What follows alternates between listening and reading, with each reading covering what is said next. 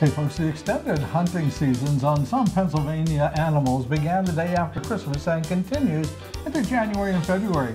The season on some small game animals like squirrels and rabbits and pheasants and quail extend most into February.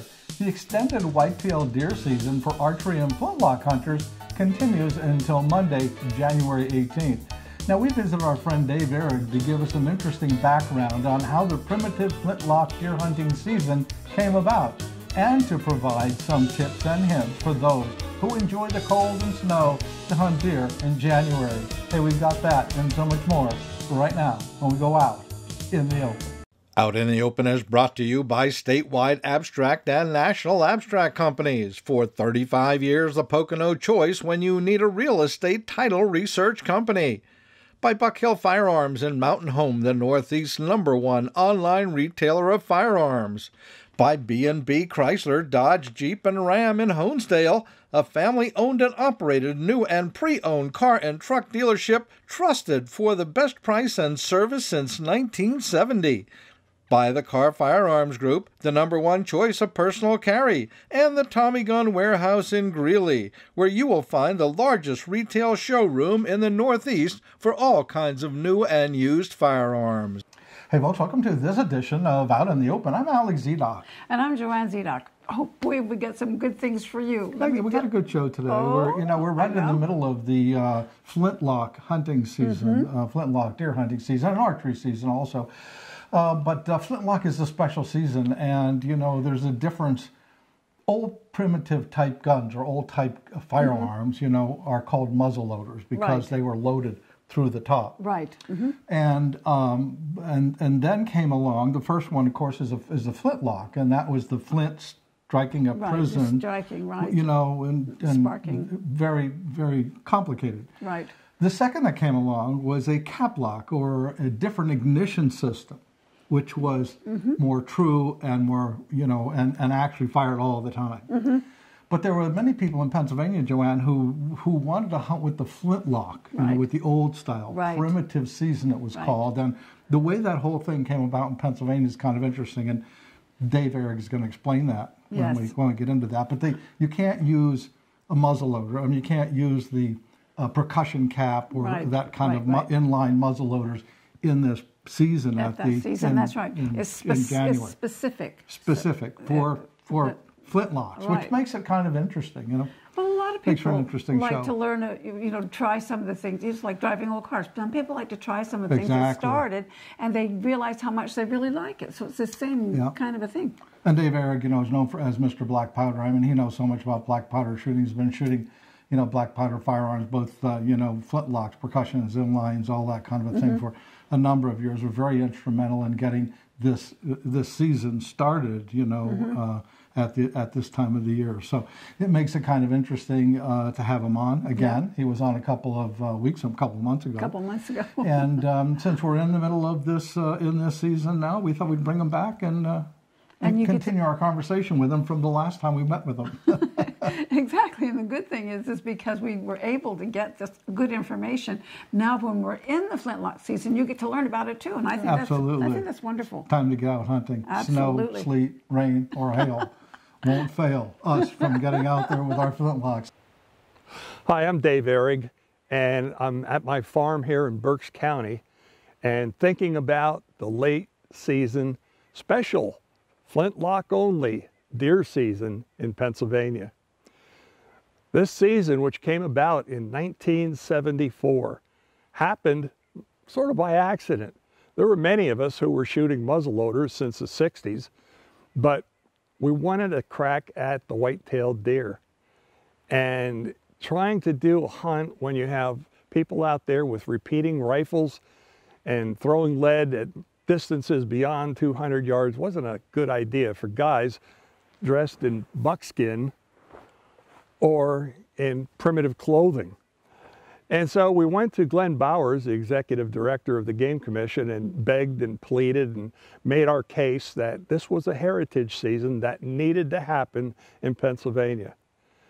And Glenn looked at us, thought about it, and said, you know what, you're right. But the only way you're going to get it is if you help me get what I want. He says, as you know, I'm an archer, a bow hunter, and he says, I would like to be able to use the new compound bow, which was not legal prior to 1974. So just like making friends with your best enemy, we cut the cloth and said, we'll do it. We backed their resolution in the House of Representatives, they backed ours, and we got our special flintlock deer season. Hard to believe, isn't it? Well, that first year, 1974, was pretty much an experiment. We only had 30 game lands to hunt in and 3 days to do it. And most of us weren't real familiar with flintlock rifles, especially the ballistics.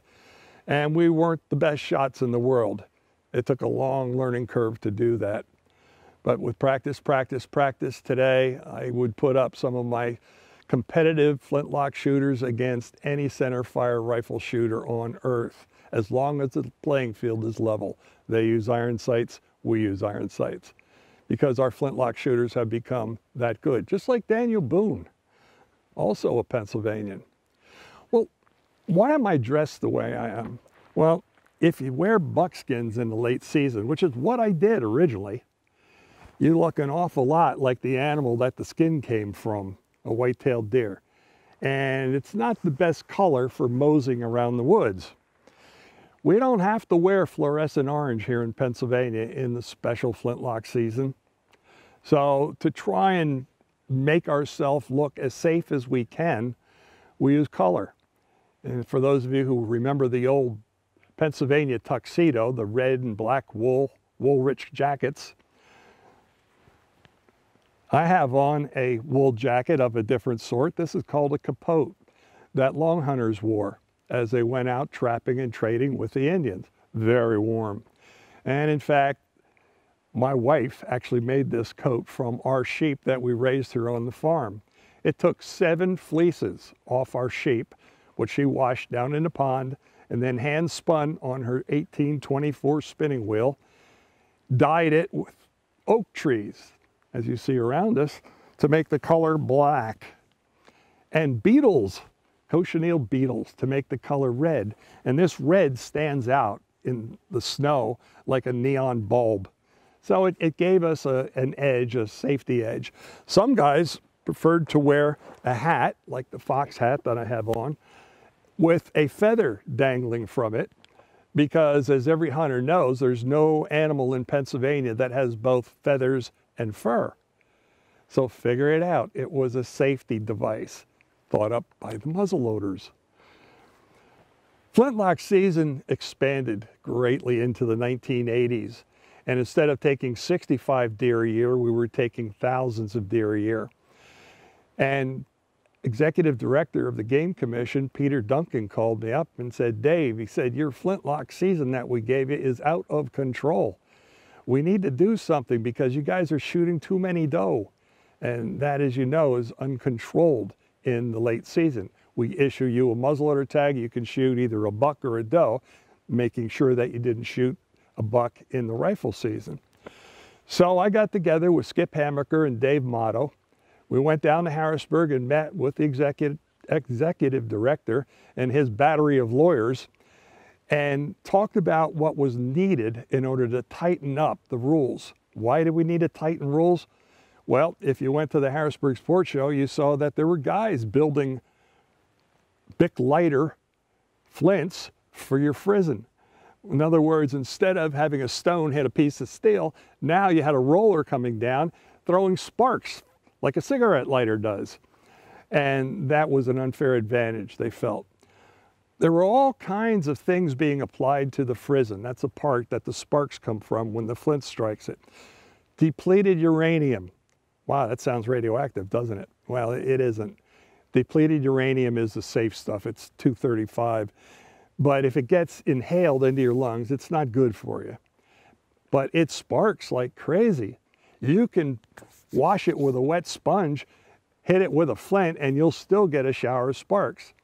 And the Game Commission, and I agreed, felt that it was, again, an unfair advantage. There was even a guy that came up with a glowing wire that you could stick inside the touch hole, hit a button, and the 9-volt battery would ignite the rifle. Again, unfair advantage. Fair chase, name of the game. So our season moving forward from 1982, when we wrote the law that is currently in the books today, was to make it, again, a fun, safe sport, but within boundaries, so that it maintained the seasons, maintained the deer herd in the appropriate numbers, but gave everybody an opportunity at a third season. And that's what a lot of people called it, the third season. First was the bow, then the rifle, then the flintlock. So people started getting involved by buying guns over the counter, and there were lots of choices back then. The 1980s were the heydays of reproduction rifles. You could buy a .45, which was just barely legal, .44 being the minimum. You could buy a .50, which everybody loved because, well, Jeremiah Johnson used it in his movie. You could buy a .54, you could buy a .58, you could buy a .62, you could buy a .69, you could buy a .75. And once again, everybody was thinking, why do you need a .75 caliber bullet? Well, in reality, that was the Brown Bess that was used in our Revolutionary War. And there aren't too many people using that today. The guns are just too expensive and not accurate enough. Muzzle loading for deer is an extremely safe sport. You don't hear of people getting hurt by muzzle loading bullets flying around the woods. And the reason for that is it's a low velocity, short range weapon. If you're pushing a muzzle loader, shooting a round ball past 100 yards, you're not doing yourself or the deer a favor because the ballistics are against you. The round ball will shed 1/3 of its velocity and 1/2 of its energy at the end of a football field, which means on the level, at the end of 150 yards, it's hitting the dirt, literally. We also learned about ignition. We found out that the more priming powder you put in the pan actually put you at a disadvantage. On this rifle, what I'm talking about is after you have it loaded, if you come around to this end and you start priming it with your little priming horn, if you think a little powder is good, but more powder is better, what you're doing is you're mounting up a pyramid of black powder in the pan. And now when your sparks come down on top of the powder, instead of immediately flashing light, radiant energy, to set off the powder train on the inside, now you got this pyramid burning down like a fuse on a cannon. And that half a second that it takes to burn to the bottom usually plugs up the touch hole with unburnt powder, and you get a flash in the pan. That's a big poof and no kaboom. Well, now we know if you have a half a pan of powder, you're going to have a rifle that is going to go off in 5/100th of a second, provided that you take care of the lock. The lock is this part on the outside of the gun. It has several moving pieces. It's not too terribly complicated. You see, there's a mainspring on the inside, either the old-fashioned compression spring or the newer spiral spring like are on many of the reproduction guns. And they give energy to a tumbler, a little round piece of metal on the inside of the lock that turns the hammer. Now, on a flintlock, this hammer is called a cock because it's shaped like a cock rooster's head with a stone in its beak. And the expression half-cocked means that you move the hammer, or the cock, back to the first click, the half position. You could fire that gun till the cows come home and it's not going to go off. But when you drop it back to full cock, the second position, whoa, you heard that click? That means we're ready to do business. Also, guys and ladies, you must clean the lock the same way you must clean the barrel after shooting. And that simply means by taking out the bolt on the opposite side, pulling the lock off, and now with basically a toothbrush, go in there and brush away all the debris, all the burnt black powder that accumulates, because this lock is setting up against the side of the barrel. And when that stuff dribbles down inside the barrel, it lays there like dirt on a mantle. And eventually it stops the flintlock from functioning properly. So clean it well, oil it with a light machine oil, put it back on the rifle, test fire it, making sure it's empty. And there's a real fast way to make sure this rifle is empty. Take the ramrod out of the barrel, out of the gun, put it down the barrel, and then extract it with your fingers, marking the length. Put it on the outside of the barrel, and its bottom of that ramrod should come right down to the touch hole. Now you know there's no chance of the bullet and powder being inside the gun. Real estate law is our business. Need an abstract title search company near Stroudsburg, Mount Pocono, Pocono Lake, Lake Naomi, Blakesley? Call National Abstract at 570-646-4110. For offices near Scranton, Clark Summit, Lake Wallenpaupack, Lords Valley. And for general information, call 570-226-6229. For 35 years helping people with real estate, we're a Pocono experience you can't afford. Call 570-226-6229. Buck Hill Firearms, home of the $10 transfer, located at 916 Route 390 in Mountain Home, Pennsylvania. You never have to make an appointment. We're open 10 a.m. till 6 p.m. Tuesday through Saturday. Buck Hill Firearms is a full-service gun shop with on-site gunsmithing. Buck Hill Firearms NRA certified instructors are here to help you choose a gun that's right for you. Buck Hill Firearms, 916 Route 390 in Mountain Home, Pennsylvania, right next to the Mountain Home Diner. Check out the website at buckhillfirearms.com. Better and better. Don't be shy, stop by and see why so many folks rely on B&B for the best buy. Easy to find in Honesdale. We're making deals on all types of wheels. Brand new Chrysler, Dodge, Jeep, and Ram, and the cleanest pre-owned vehicles in the land. For big choices and the best buys, head to B&B, Chrysler, Dodge, Jeep, and Ram in Honesdale, where smart buyers shop first. B&B, better and better. To translate a vision into reality is true innovation. At Car Arms, we not only manufacture some of the most advanced firearms on the market, we build assurance and reliability through a solid history of quality. We pride ourselves on offering concealable, performance-driven firearm systems that exceed expectations time and time again. Car Arms, American ingenuity at its finest. Here's another tip for you. Use English flints. I can't emphasize that enough. So many of the modern bubble-packed guns that you get over the counter have agates. In other words, they call them flints, but they're agates. And they are sawn with a diamond saw, meaning that they have a very sharp edge when you buy them.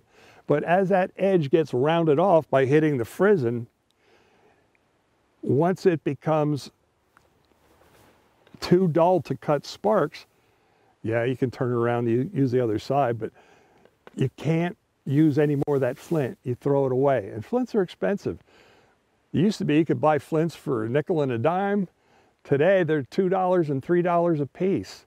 You want to be able to nap your flint, which simply means leave that English flint in the frizzen. And now, instead of turning it around, just take a brass piece and chip away at the edge of the flint. It'll spall just like a broken piece of glass. And that knife edge will give you great sparks. How many sparks are enough? Well, again, with a clean gun, take it to full cock, drop the frizzen, turn it upside down, and fire. If you look at the number of sparks, and you can count them, you should have a minimum of 7. If you have less than 7 sparks, take that flint and replace it with a new one. Because I always like to say, to shoot a buck, can't save a buck. You got to spend money on the flint, because without that flint stone, the rest of the muzzleloader doesn't work. What about black powder? How do you get it? If you go to a big box store like Bass Pro, Cabela's, Gander Mountain, Walmart, how do you get black powder? Because they don't have it on the shelf. That's because black powder is a Class A explosive. And a Class A explosive means that it will ignite at 480 degrees Fahrenheit, which is about roughly the same temperature as baking bread. So because there's such a fire hazard from the stuff, Class A explosives have to be kept in a powder safe, a vault, off the premises, which means the store might have the black powder, and they usually do. You have to ask for it. And when you ask, you might see a rather disgruntled employee going, oh, now I got to get my jacket on and walk all the way out the back. Hey, it's your hunt, your powder. Tell them to go get it. But there are different grades of black powder that you got to be careful about. Black powder comes in FG, which means fine grade. Actually, it's just the opposite. It's the largest, coarsest black powder granule you can get. And that's reserved for cannons and big board shotguns. 2F, which is what the little booklet always tell you to use, is half the size of 1F. And it's okay, but I find it to be sooty. 3FG, is now twice as small as FG. And here's the secret, it has 10% more energy by volume. That's right. If you're using an 80 grain load of 2FG and you now start using triple F, that means you can use 8 or almost 10 degrees less powder. You're getting more for your money with the same velocity. Plus, it burns cleaner. You have less carbon soot on the inside of the bore. Much easier to clean at the end of the hunt. Finally, there's one more, 4FG, or you might even at some places see 5FG, which is very rare.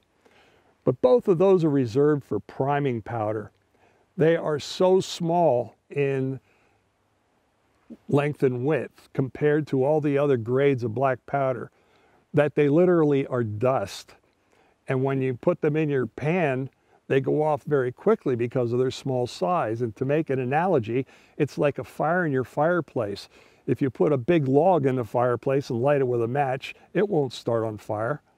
But if you split it up into kindling and strike a match to it, well, now you got a great fire and you can cook your chestnuts. So 4F powder, priming only. Can you prime with anything else? Yes, I do. I use that same can of 3F powder that I use for the barrel in my pan. It's a little bit larger in grain size, but the secret is it doesn't pick moisture out of the air as fast as 4F does. And the end result is I can leave it in the pan longer in a day and not worry about whether it's going to go off or not. Because black powder, which is carbon, saltpeter, and sulfur. Saltpeter? Yeah. Just like taking a salt shaker to a picnic. It pulls moisture right out of the air and it cakes up the powder. 4F is that salt shaker. 3F is not. 3F is prime, that's going to last much longer. So now that we gave you some darn good hints on making this muzzleloader work accurately, let's take it to the woods and hunt flintlock deer. And you don't want to do it the same way you did it in rifle season. The reason? Temperature, wind. Both of those are enemies of white-tailed deer, and they don't like either one of them. They want to go to the thickest, nastiest cover they can find in this late special flintlock season. And that usually means a water source. A water source like a swamp, a small stream, or even the edges of lakes, or heat traps. And the deer know that there's not as much wind in that thick cover. They also know that the temperature is a little bit warmer. That's a great place to go flintlock deer hunting. Another strategy, remember the old-fashioned deer drive? That's a good one in the late season, but watch the wind because a downwind buck is a gone buck. That's right, you want your standers to be with the wind in their face and their drivers with the wind at their back. And drive small woodlots. You don't have to head for the big woodlots or big woods anymore. In fact, now that we have all this gas mining and pipelines in Pennsylvania, those are great places for 1- and 2-man drives. Bottom line, you're gonna have fun. You're gonna laugh. Why are you gonna laugh? Because there's so many things that you need to remember on the flintlock rifle. You sometimes make mistakes, and rather than getting frustrated, you just sit down, take your time, take care of the problem, and get back in the hunt. And you'll remember that hunt far longer than the hunt where you just walked out of the car and shot a doe. Trust me on that. Flintlock muzzleloading for white-tailed deer is a fantastic sport, and you need to be a part of it. Out in the Open is brought to you by statewide abstract and national abstract companies. For 35 years, the Pocono choice when you need a real estate title research company. By Buck Hill Firearms in Mountain Home, the Northeast's #1 online retailer of firearms. By B&B Chrysler, Dodge, Jeep, and Ram in Honesdale, a family-owned and operated new and pre-owned car and truck dealership trusted for the best price and service since 1970. By the Car Firearms Group, the #1 choice of personal carry, and the Tommy Gun Warehouse in Greeley, where you will find the largest retail showroom in the Northeast for all kinds of new and used firearms. Another interesting show, Joe. You know, I think so. You know, talking with Dave is like opening a history book. Yes. You know, it's fantastic. Absolutely. Yes, absolutely. And we do that with all our guests. Yes, and he's so good at, he knows exactly what he's talking about. It's not like people go, I think I remember when, he doesn't do that. He's got it all right here. I remember this past year, though, we did so many things. You know, we started the year off with the Harrisburg Sports Show. Oh, right. And that normally, you know, is held this time of the year, actually. Right. And that was canceled this year. So, Right. but there are so many great things that went on there that we had so many pieces of that show. We're going to bring some of that back to some of the people, I think, in January, because the show is, you know, is canceled. That's you right. know, this year, and the National Wild Turkey Federation. We had fun in Nashville. Right, we did. We had a lot of fun in Nashville. Yep, I thought it was a great place. Do you remember we went to Nashville in March, and it was right at the beginning of when COVID hit and the pandemic. Yes. We got to travel across the state, and we kept our distance. We did our shows a little bit differently. We weren't doing close interviews like this, you know, basically one person on a camera. Right. And we were able to accomplish that all year and kind of stay safe with people, because we want to be safe, they want to be safe.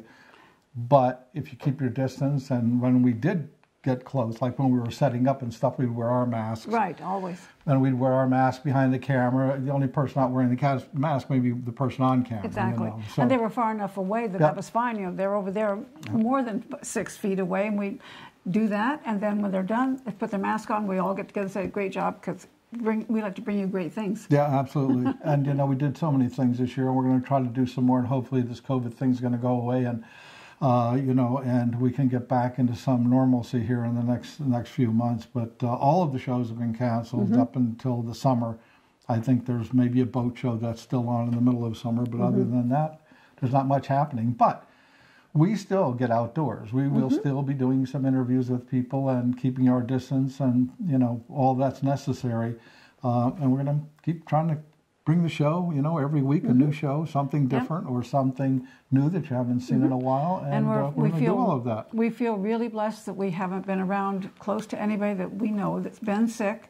We've heard of some people that we heard about or know about, but we've been away from everybody. We've been keeping our distance. Absolutely. We're going to do that, except we're going to keep our distance because we're going to be here. We're going to be somewhere, but you can bet. We're going to be out in the open. Absolutely. And we wish you have a happy new year and a blessed, healthy one.